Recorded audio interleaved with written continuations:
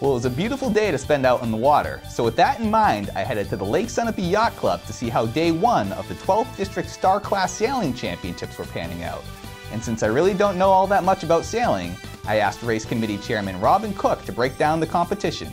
The Lake Sunapee Yacht Club and the Lake Sunapee Star Fleet is hosting the 12th District Championships, which is a championship for an area of lakes from as far north as Canada and as far south as New Jersey.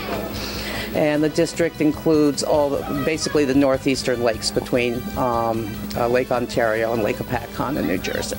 We have the option of several different race courses depending on the velocity of the wind and where the wind is coming from.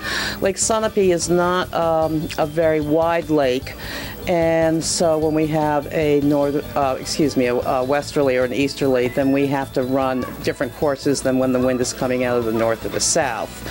Basically, run a race at about 7 miles. There's a starting sequence, 6 minutes, with different flags and guns and horns signaling the time. Start with 6 minutes with a horn, end up with a cannon at the start of the race.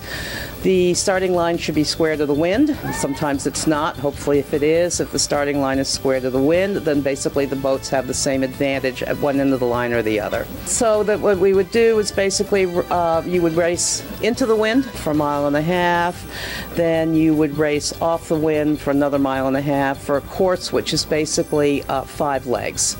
So you'd race into the wind back and forth for 5 legs. The Lake Sunapee Open we host every year. It's an open regatta. That means stars can come from anywhere. And they have in the past. We used to get quite a few boats from the West Coast.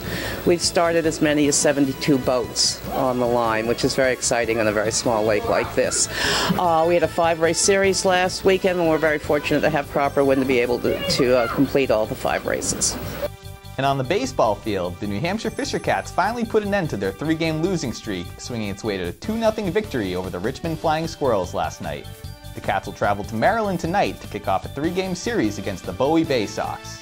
And that wraps up your look at local sports. I'm Mike Pizzone.